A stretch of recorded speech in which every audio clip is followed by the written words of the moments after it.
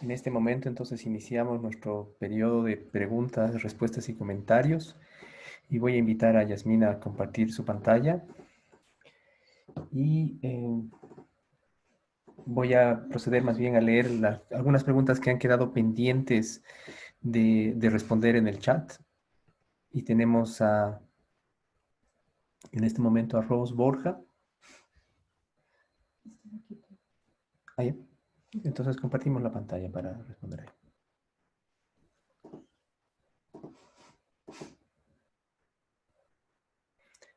Muy bien, entonces invito a Vanessa y a Brenda si quieren tener prendida la cámara y a poder responder también. Edson Gandarilla desde Cochabamba.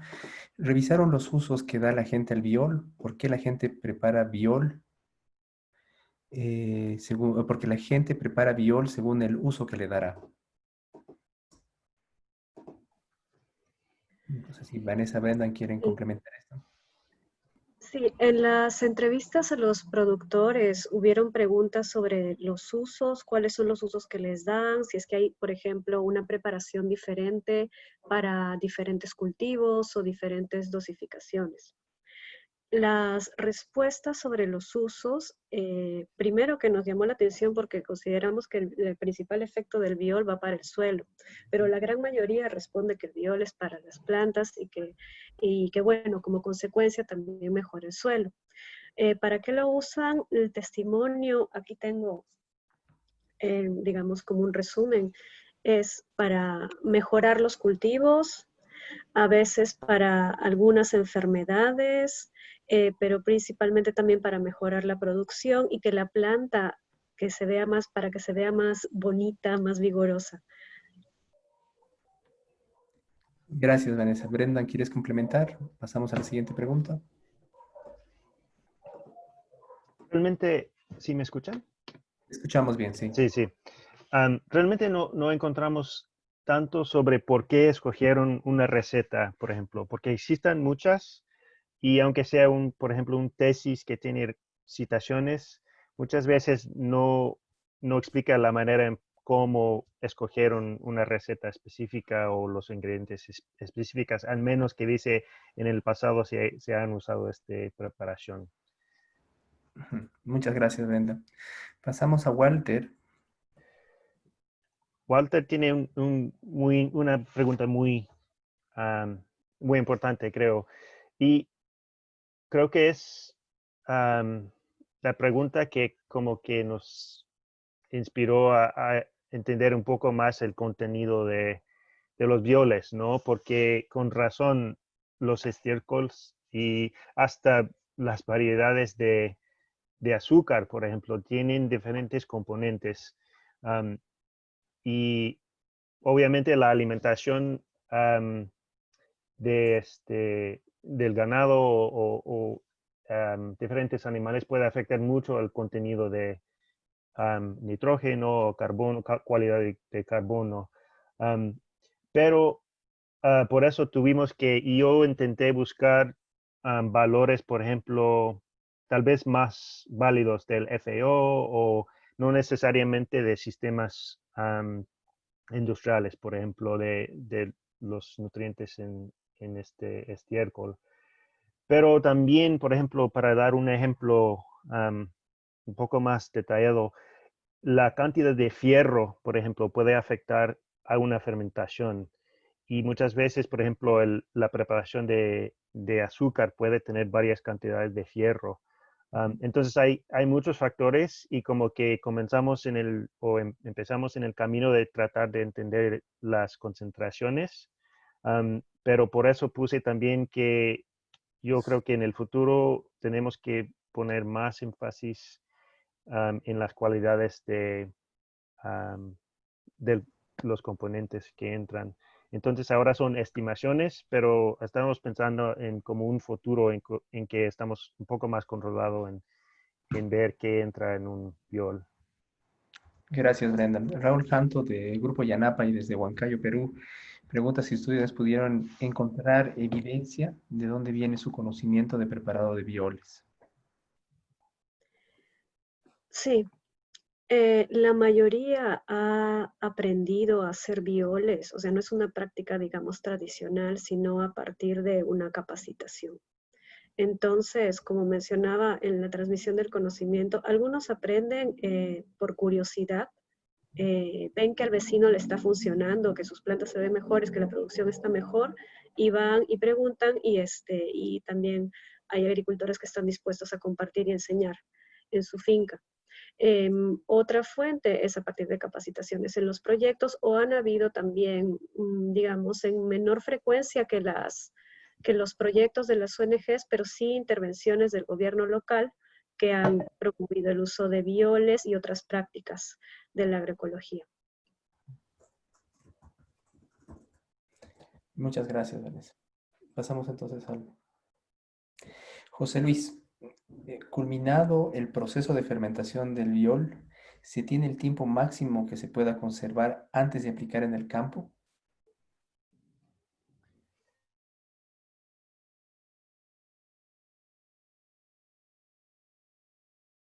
Digamos, literatura, no, tal vez Brenda podría comentar, pero de acuerdo a testimonios, un año es lo que menciona, entre 6 meses y un año, y que se almacena en sombra. Almacenar en sombra y que entre meses a un Ujú, año ujú.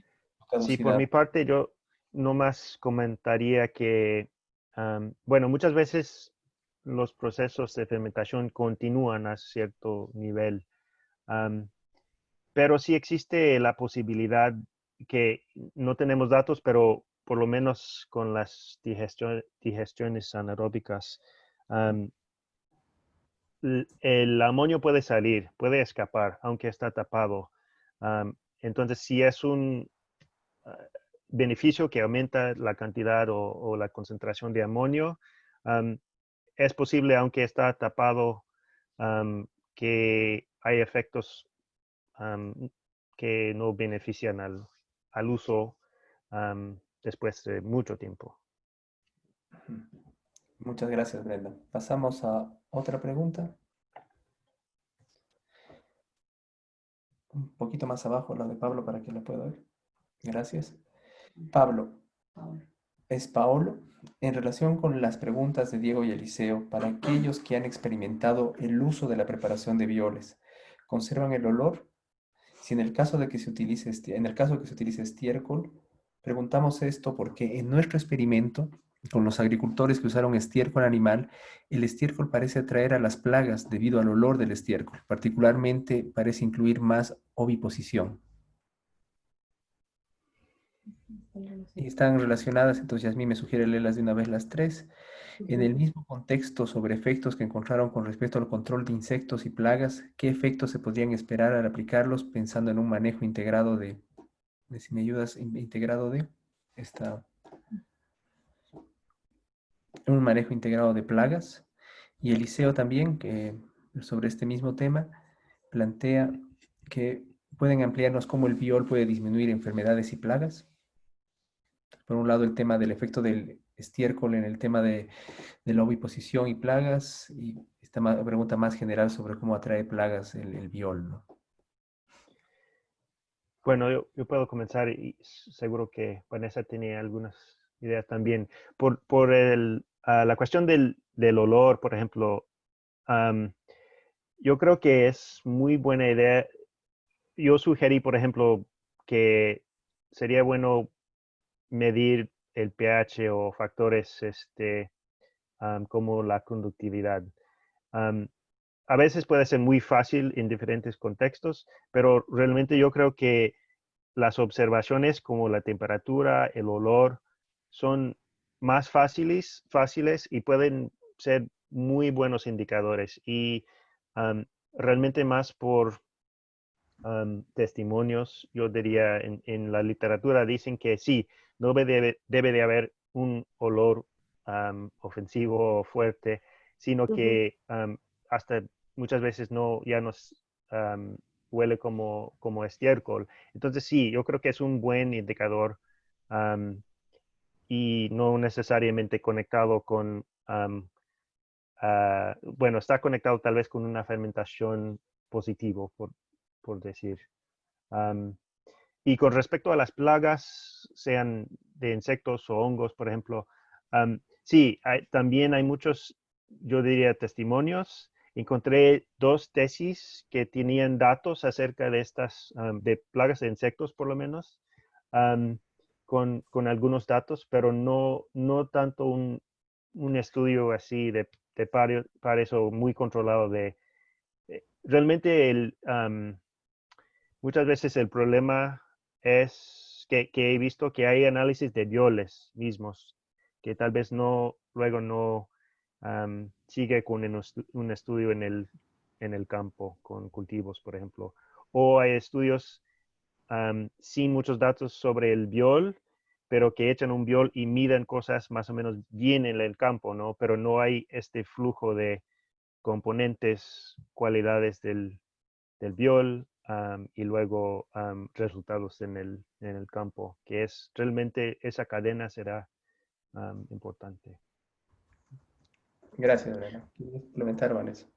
Sí, a mí me gustaría agregar para la primera pregunta sobre el estiércol, digamos, existe un comentario que podría decirse que es generalizado, que cuando hablan de el olor de cuando el viol está listo, hay una distinción de los que conocen que dicen, pues es un olor fuerte, pero no es de podrido, que el podrido no lo puedes ni aguantar, no aguantarías ni, eso es lo que dicen, no podrías ni tenerlo en la mochila porque te sientes mal de lo fuerte que huele. Y lo que pasa es que a veces cuando no saben prepararlo otros, mencionan, pues se confunden y creen que eso es, digamos, el producto final. Esta pudrición generalmente se causa cuando no se mantiene hermético el recipiente, entonces ingresan otras bacterias, generan otro tipo de procesos y el contenido se pudre. Cuando el biol, digamos, empieza a generar este proceso de pudrición, se tiene que desechar completamente. Entonces eso en cuanto a la diferencia del olor. Y sí, tiene un olor fuerte, afirman, pero no es tolerable. Muy bien. Sí.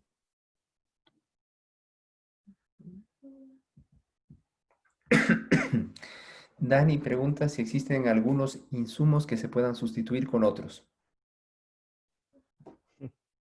Sí, en realidad justamente la variabilidad y la diversidad de las recetas, principalmente la variabilidad, consiste en eso.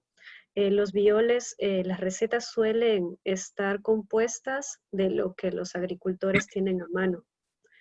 Entonces intercambian a veces la ceniza por la harina de roca, a veces es la alfalfa, a veces otro tipo de leguminosa, a veces el estiércol de la vaca, a veces el del cuy, a veces el de la llama.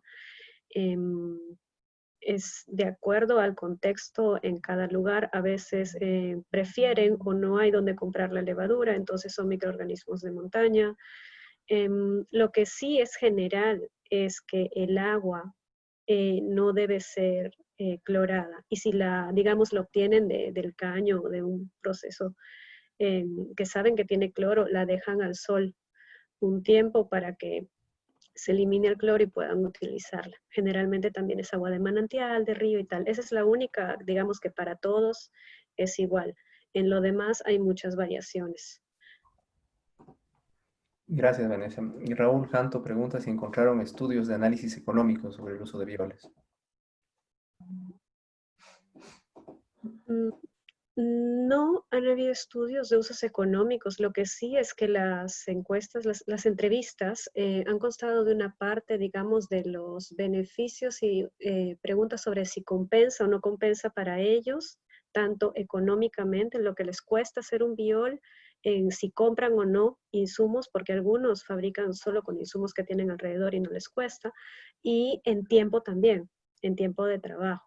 Y de manera general, los que continúan usando el biol dicen, pues es que me toma, digamos, unos 20 minutos hacerlo y el resto es esperar a que fermente. Entonces sí compensa, para ellos es rentable hacer el biol. Gracias, Vanessa.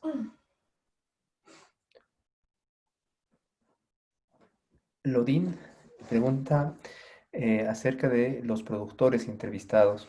¿Pudieron ver a la vez productores que pasaron de agroquímicos a bioles y también productores que nunca usaron agroquímicos. Si este es el caso, ¿hay diferencias sobre los beneficios e impactos que ellos mismos resaltan?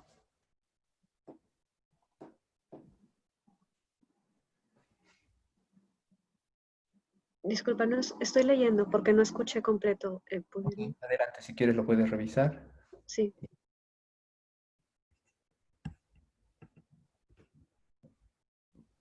Sí, entonces, hubieron productores que han pasado de la agricultura convencional a la agroecología, pero esto no ha tenido que ser específicamente gatillado por el uso de bioles, sino que han sido por, digamos, experiencias de vida, casos muy particulares, cosas que les sucedieron y decidieron apostar por la agroecología. Y a partir de este cambio fue que se interesaron y empezaron a usar los bioles.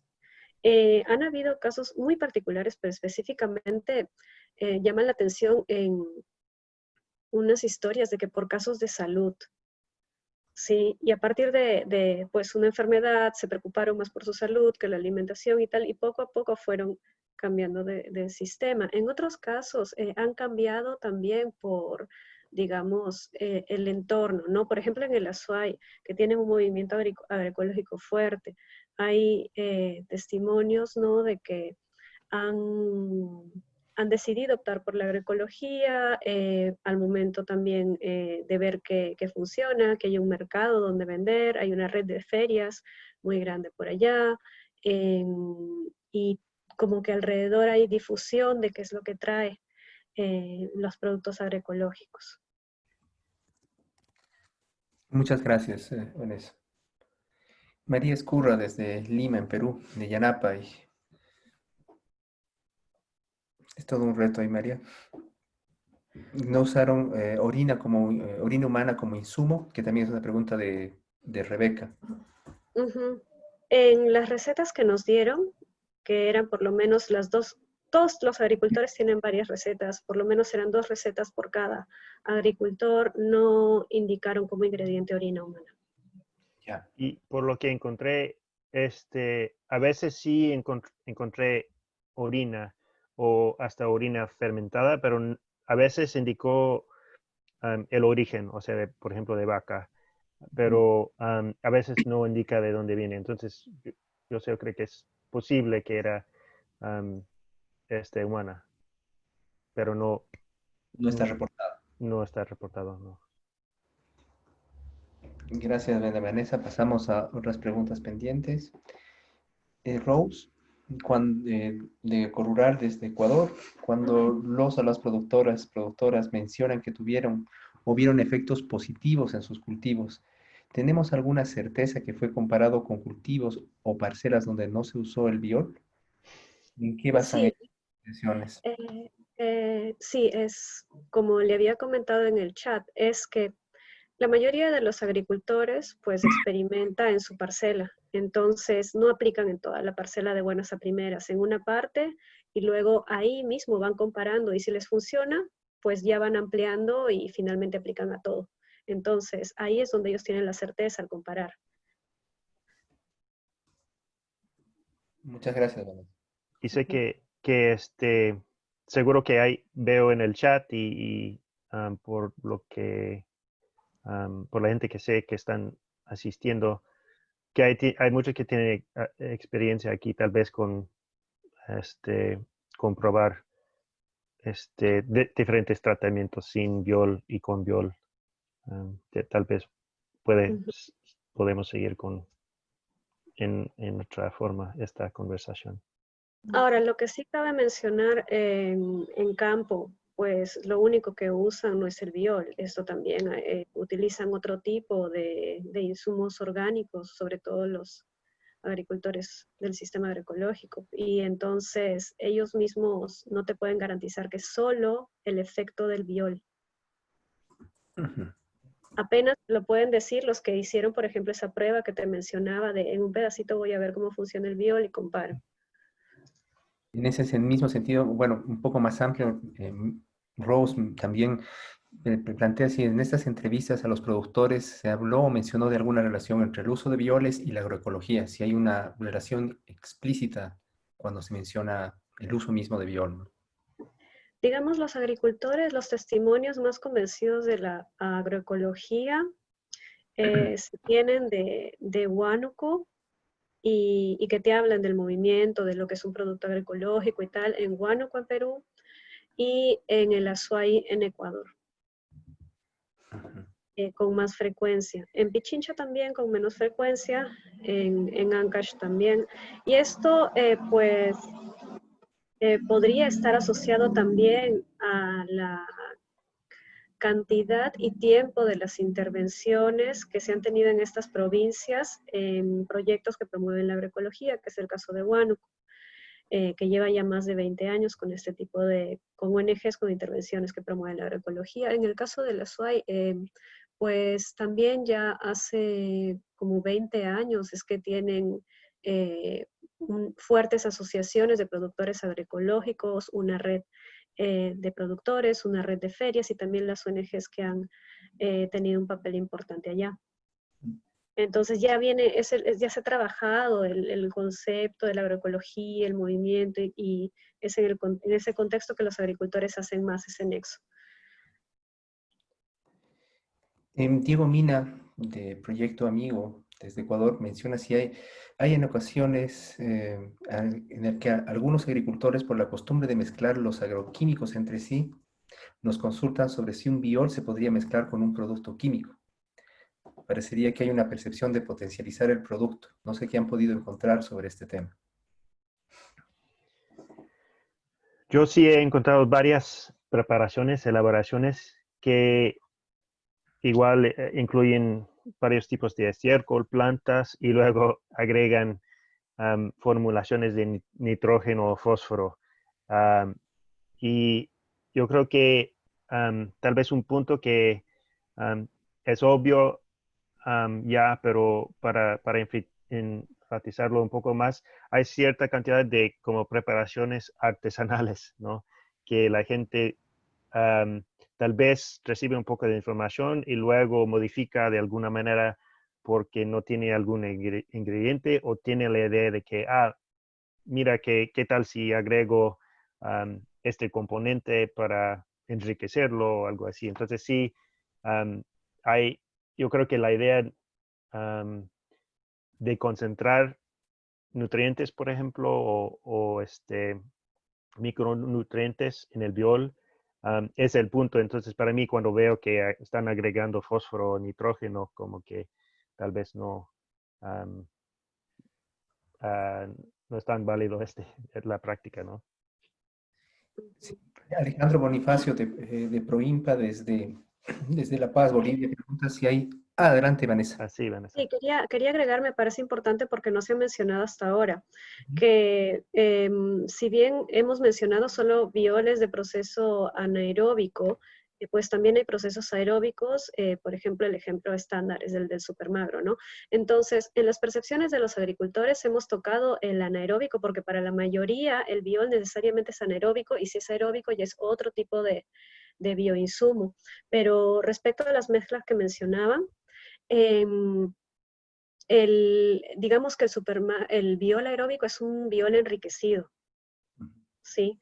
Que tiene muchos más aditivos que le dan más minerales y por lo tanto tiene un efecto tiene un impacto, un efecto más fuerte. Y lo que sucede en diferencia del proceso es que pues no está tapado herméticamente todo el proceso, cada cierto tiempo lo abres y le vas añadiendo algo más, lo vas moviendo hasta que termina la fermentación. Esa es una receta que nos han dado tanto en Ecuador como en Perú, con menor frecuencia que lo del biol anaeróbico, pero sí, la han reportado. Gracias, Vanessa. Menciona Alejandro Bonifacio desde Bolivia también si hay algún activador para acelerar el proceso, considerando que a más altitud se demora más el proceso.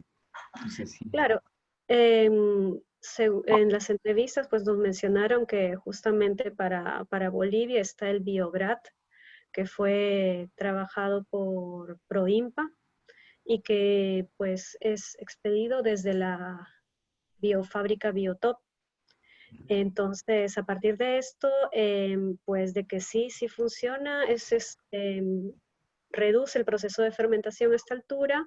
Sin embargo, no tenemos, digamos, un estándar de cuánto tiempo lo reduce. Hay testimonios que dicen que de esos 3 meses solo le baja, digamos, unas 2, 3 semanas, y otros dicen que reduce sí más drásticamente la fermentación.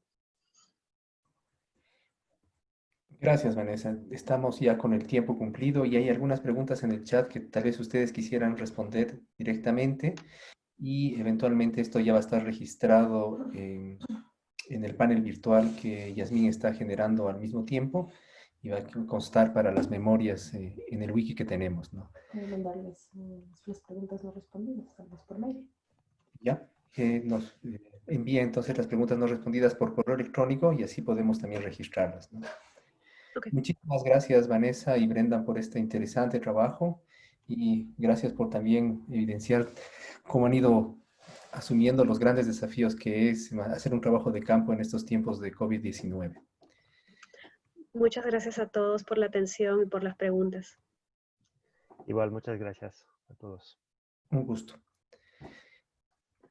Son las 9:03 hora Quito, Lima, y quiero cordialmente invitarles entonces a las siguientes sesiones que vamos a estar desarrollando en las siguientes horas hoy día.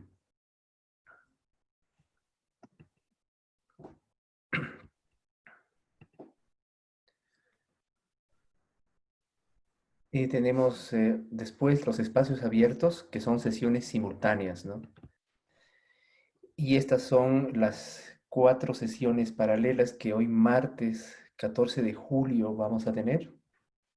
Tenemos el grupo de la plataforma agroclimática, que en 25 minutos más empieza. Tenemos la aplicación para celular en formato beta todavía para videos de Access Agriculture, Jeff Bent, que está a cargo. Tenemos también un grupo de plataforma de datos de suelos y la Comisión de Diversidad, Equidad e Inclusión. Tenemos estos 4 momentos hoy y quisiera en 30 segundos que cada uno de ellos pudiera promocionar los de hoy día. Mañana damos el chance para los de miércoles. Entramos directo. Bueno, entonces damos chance a todos de que en 30 segundos nos cuenten de qué trata cada uno de sus grupos o de sus sesiones paralelas, para invitar también a los que hoy día están presentes, que son como 50 participantes, e inscribirse en cada una de ellas, ¿no? Invito a alguien de la plataforma agroclimática para que nos cuente brevemente cómo va a ser la actividad. No sé si es Sonia, Laura, María o Edwin, que podían brevemente. Sí, buenos días. María. Bueno, en el tema del espacio abierto de lo que corresponde a la red agroclimática, lo que queremos compartirles es un poco este tema